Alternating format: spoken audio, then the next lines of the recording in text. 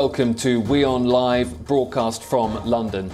I'm Olly Barratt, and in the next 30 minutes I'll be bringing you updates on stories from around the world. The stage is set and Geneva is ready to host what could be one of the most significant meetings of 2021. US President Donald Trump and Russian President Vladimir Putin. They will sit down together at an 18th century Swiss. First of all, as two of the world's most powerful leaders, Joe Biden and Vladimir Putin get ready to meet in Geneva. A Kremlin aide confirms the agenda will include contentious issues of cybersecurity and Alexei Navalny.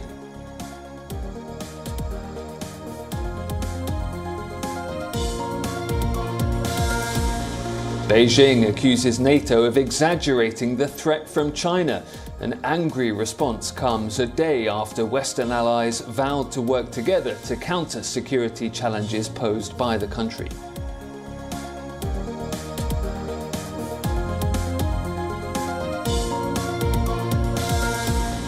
A Chinese scientist at the center of the COVID origin controversy denies the Wuhan lab leak theory. Amid reports, the lab conducted risky experiments that enhanced the pathogenicity of the virus.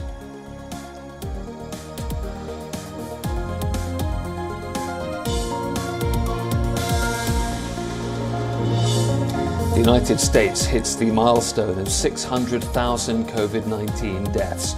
A bipartisan group of congressional leaders holds a moment of silence on the steps of the US Capitol to honor COVID victims.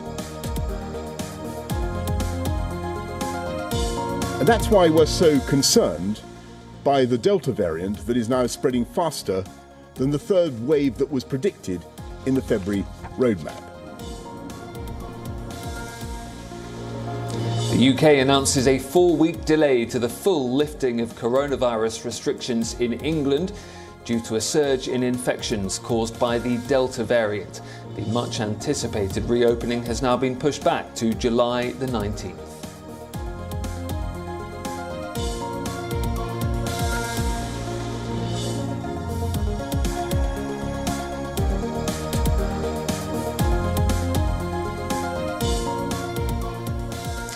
In the next 24 hours, Geneva is set to hold a highly anticipated meeting. Talks between US President Joe Biden and Russian President Vladimir Putin. Ties between the two countries are at their lowest since the Cold War era. Both leaders are looking to project strength. In his latest statement, US President Joe Biden signaled his determination to take a firm stance, and he vowed to lay down red lines. There need not be. We should decide where it's in our mutual interest, in the interest of the world, to cooperate and see if we can do that. And the areas where we don't agree, make it clear what the red lines are. I have met with him. He's bright, he's tough, and I have found that he is as they say when he used to play ball, a worthy adversary. It's not expected that the two leaders will produce a major thaw in their relationship. Biden warned that the United States would respond if Russia continued its violent activities. I shared with our allies that I'll convey to President Putin, that I'm not looking for conflict with Russia, but that we will respond if Russia continues its harmful activities. And we will not fail to defend the transatlantic alliance or stand up for democratic values. He also called Putin a worthy adversary. This is what Biden said when the press asked him about his approach ahead of the meeting. The last thing anyone would do is negotiate in front of the world press as to how he's going to approach a critical meeting with another adversary and or someone who could be an adversary. It's the last thing I'm going to do. Speaking about Putin's high-profile opponent, Alexei Navalny, Biden said that if Navalny died, it would hurt Russia's ties with the rest of the world. In an interview with an American news channel, Russian President Putin refused to guarantee Navalny's release. Navalny's death would be another indication that Russia has little or no intention of abiding by basic, fundamental human rights. It would be a tragedy. It would do nothing but hurt his relationships with the rest of the world, in my view, and with me. The person that you have mentioned, the same kind of measures will apply, not in any way worse than to anybody else who happens to be in prison. Countering allegations by the United States, Vladimir Putin denied that Russia was behind cyber attacks on the US. He called the accusations baseless and farcical. Mr. President, are you waging a cyber war against America? Where is the evidence? Where is proof? It's becoming farcical. We know it well. We have been accused of all kinds of things, election interference, cyber attacks, and so on and so forth. And not one time did they bother to produce any kind of evidence or proof, just unfounded accusation. In a statement ahead of the meeting, the Kremlin said that it was not likely that a wide range of long-standing issues between the two countries would get resolved at these talks. Biden and Putin will meet in an 18th century villa in Geneva Park on Wednesday.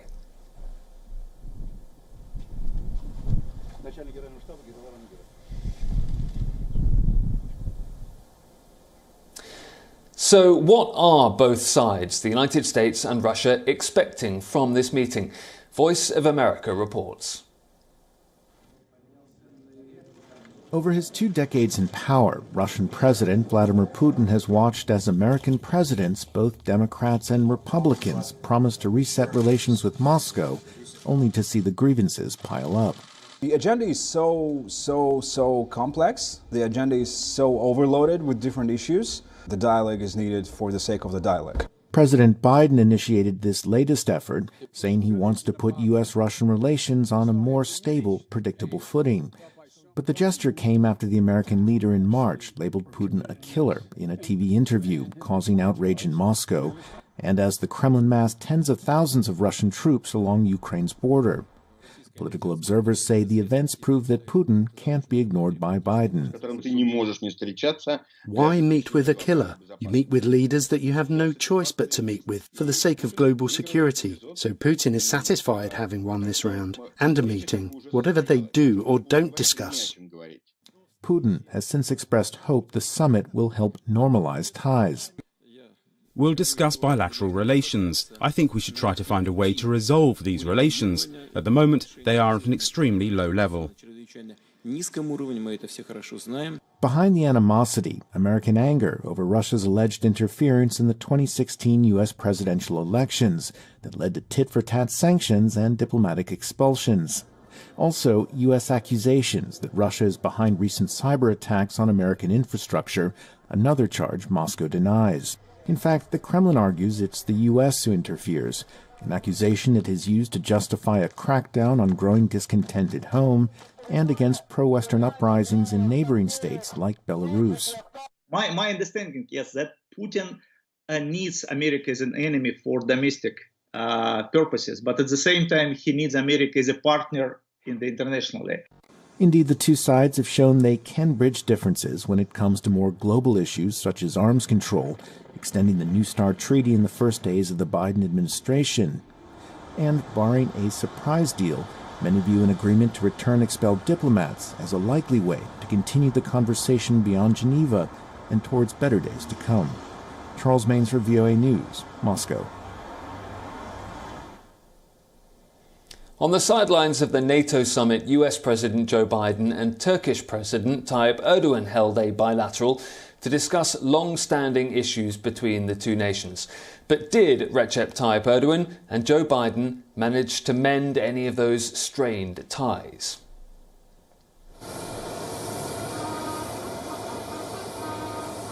U.S. President Joe Biden and Turkey President Tayyip Erdogan have known each other for years.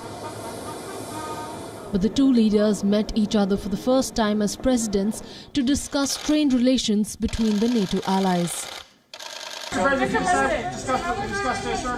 President, can you tell us what you guys talked about? We had a very good meeting. The bilateral held on the sidelines of NATO summit did not yield any major breakthrough.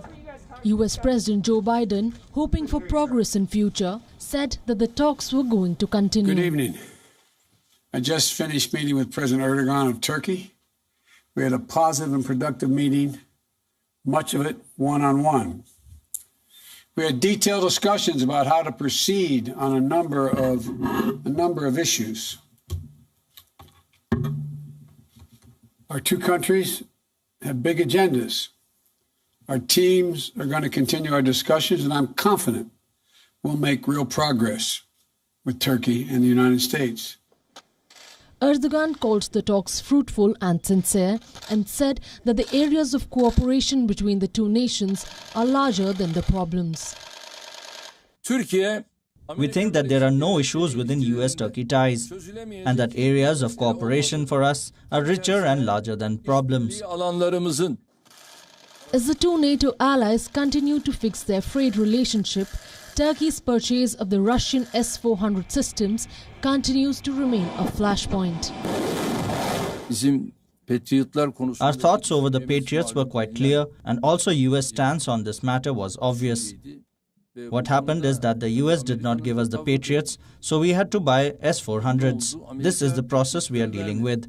We said that our defense ministers and foreign minister should discuss this matter in their groups and see what we can do about this with the defense industry. We will decide our further steps after these discussions. Washington has already removed Ankara from the F-35 fighter jet program. Sanctions over the acquisition have also been imposed.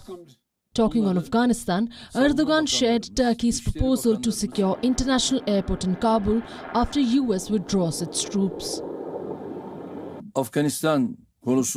Dear friends, I have expressed our thoughts about Afghanistan very clearly to Mr. Biden.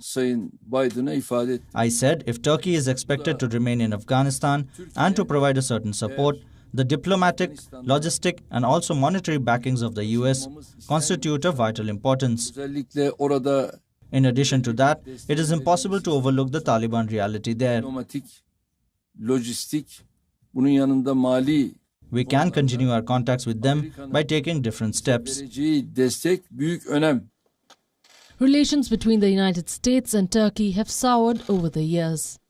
And there are several unresolved issues between the two nations, including human rights, disagreement over Syria, Middle East conflicts and military alignment. However, no major mention or announcement was made on these long-standing issues. Bureau Report, WION World is One. After NATO allies met in Brussels and discussed China and its policies, Beijing has now hit back and has accused the alliance of exaggerating the threat from China and creating confrontation. U.S. President Joe Biden offered an unequivocal commitment to defend fellow NATO countries on Monday. Article 5 we take as a sacred obligation.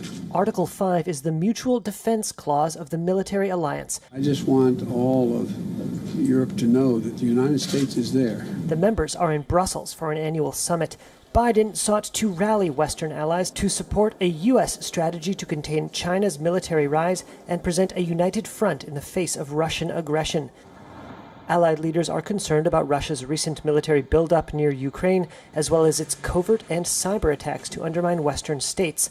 Moscow denies any wrongdoing. Beijing, while not seen as an outright adversary, is no longer seen as a benign trading partner. Here's how NATO Secretary General Jens Stoltenberg put it.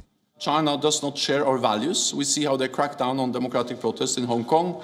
All of this matters for our security. Another topic at the NATO summit is the handover of power in Washington. Biden's predecessor disparaged the alliance as obsolete, harangued members to pay more for mutual defense, and sometimes appeared to cozy up to their number one adversary, Moscow. Dutch Prime Minister Mark Rutte seemed relieved to see the U.S. administration once again committed to the principles of the Defense Pact. I also was able to work with Trump. Of course, it was a bit more awkward sometimes, but I think with Joe Biden, it's more natural again. Biden will meet Russian President Vladimir Putin in Geneva on Wednesday. In the latest on the coronavirus lab leak theory, Xi Zhengli, a top Chinese virologist, has broken her silence in a rare interview with the New York Times. Defending the reputation of her lab, Zhengli refuted reports that her institution was to blame for the global health crisis. She says that her lab did not hold any source of the new coronavirus before the pandemic broke out. Xi Zhengli has denounced these suspicions as baseless, including the allegations that several of her colleagues may have been ill before the outbreak emerged. She insists there is no evidence of the virus being created in her lab. According to the New York Times, in 2017, Xi, who is an expert in bat coronaviruses, and her colleagues at the Wuhan laboratory published a report on an experiment. The New York Times says, and I quote, "The experiment revolved around creating new hybrid bat coronaviruses by mixing and matching parts of several existing ones, including at least one that was nearly transmissible to humans, in order to study their ability to infect and replicate in human cells."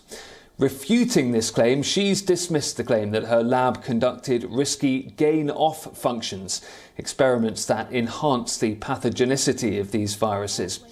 There is no way that Xi's clarifications can be verified due to China's refusal to allow an independent investigation into her laboratory. The lab leak theory has gained traction again after leading world economies called for fresh scrutiny into the origins of the coronavirus. More than 3,000 square meters. Its core area.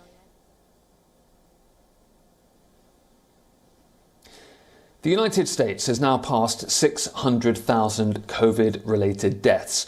Slowing vaccination rates threaten the Biden administration's target of inoculating 70% of the country's adult population by July the 4th. However, the early success of a nationwide vaccine rollout has made an impact in slowing the pace of COVID-19 fatalities in the country. The United States has taken exactly 113 days to go from 500,000 to 600,000 COVID deaths, the second slowest 100,000 jump in the world. Previously, the country took just 35 days to reach the 500,000 mark from 400,000. U.S. lawmakers gathered on the steps of the U.S. Capitol building on Monday to pay tribute to the American lives lost in the pandemic. Members of Congress held a minute's silence to honour the victims. Meanwhile, Houston artist Johnny Zavitsanos has begun painting an artwork to pay tribute to the lives lost due to COVID. Zavitsanos' growing memorial consists of individual portraits of some of Houston's COVID victims to be mounted together to form an installation. I know we can't bring them back, but that they live among us and that they are with us, I want people to believe and to feel. And perhaps this is a way to do it.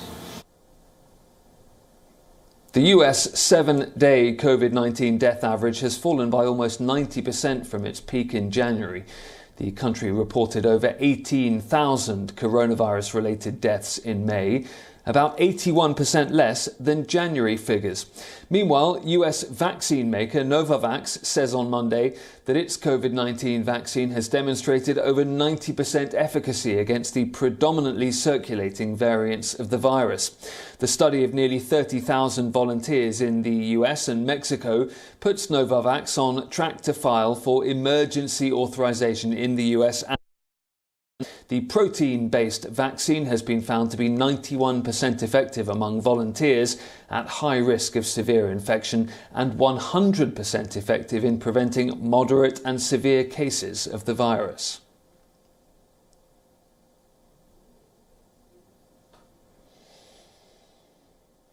To the UK now, and Prime Minister Boris Johnson has delayed lifting COVID restrictions for England as the Delta variant continues to pose a threat to the country. The UK government has pushed the June the 21st reopening date to July the 19th.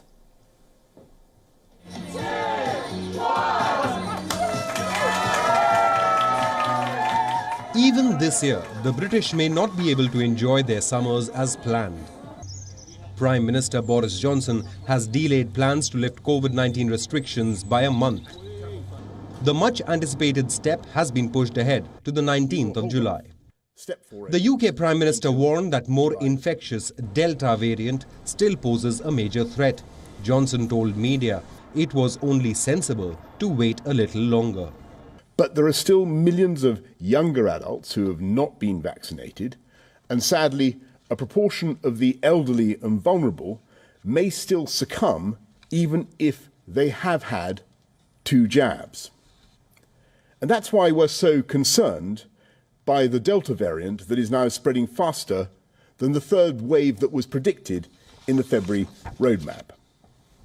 We're seeing cases growing by about 64% per week, and in the worst affected areas, it's doubling every week. And the average number of people being admitted to hospital in England has increased by 50% week on week and by 61% in the northwest, which may be the shape of things to come. The British Prime Minister said that the extra time would be used to speed up the country's vaccination programme. By Monday, the 19th of July, we will aim to have double jabbed around 2/3 of the adult population, including everyone over 50, all the vulnerable, all frontline health and care workers, and everyone over 40 who received their first dose by mid-May. And to do this, we will now accelerate the second jabs for those over 40, just as we did for the vulnerable groups, so they get the maximum protection as fast as possible.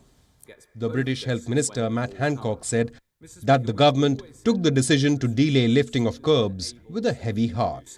I know that people have been planning and arranging important moments and that businesses have been gearing up to reopen. So it is with a heavy heart and faced with this reality, we've made the difficult decision not to move ahead with Step 4 next week. Instead, we'll pause for up to 4 weeks until the 19th of July with a review of the data after 2 weeks. Hundreds of anti-lockdown protesters gathered around London's Parliament Square ahead of Johnson's announcement. The British government will now review the situation on the 28th of June. Health officials say the Delta variant is 60% more transmissible than the previous strains. Scientists in the UK have already warned of a 3rd wave. They say it may have already begun. Britain has seen COVID cases growing by 64% this week. Under the final stage of the reopening plan, the Johnson government had hoped to lift most social restrictions on the 21st of June, which included opening of pubs, restaurants, clubs and other hospitality venues. The plans, however, now stand delayed. Bureau Report, WION World is One. It's Pride Month, and in Bangladesh the government is offering tax concessions for companies that hire transgender workers, either a 5% rebate or 75% refund of the employee's salary. So how has the trans community in Bangladesh responded, and will this move make a difference on the ground? Let's take a look. Eluded the transgender community in Bangladesh.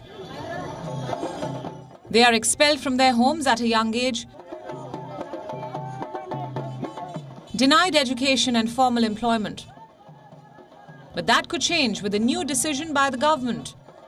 Companies that hire trans workers will now be given tax breaks. The proposal was outlined in this year's annual budget, and here's how it will work. The companies must meet either of 2 criteria. 1, fill 10% of their workforce with trans workers, or 2, hire at least 100 trans workers. So what's the benefit of hitting these targets? The government will give such companies a 5% tax rebate. or it will refund 75% of the trans workers' salaries. Dhaka hopes this will be enough encouragement for firms to diversify hiring. So how is the trans community responding to this proposal? Well, with caution. They have heard such announcements before. Seldom are they implemented with the same spirit. Many fear that this tax rebate scheme will meet the same fate. Activists are demanding that the government scale up such programs. They want Dhaka to address the root problem and not pursue stopgap measures. For example, does the trans community have the skill set to be pursued by these firms? At the moment, no. The government will first have to educate transgender people, give them skills to become worthy of hiring.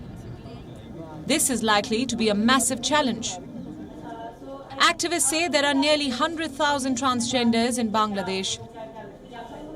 Government figures put it at 11,500. This massive undercounting tells you how serious the problem truly is. Bangladesh is not the only country to try this strategy. Argentina reserved 1% of public sector jobs for trans people last year. A similar proposal is now making the rounds in Brazil. On the face of it, tax breaks seem like a great idea, but Bangladesh still lags behind on major indicators.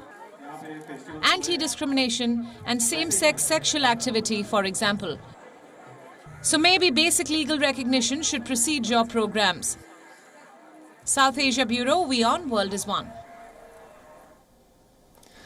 And that's all we have time for on today's WION Live broadcast. I'm Olly Barratt in London, and I'll leave you with these pictures of the 2018 World Cup predictor dog, the psychic sausage. He is back for the European Championship and is predicting winners of key games by choosing his favourite national food. France play Germany later, and this time he's chosen the German Frankfurter over the French Brie.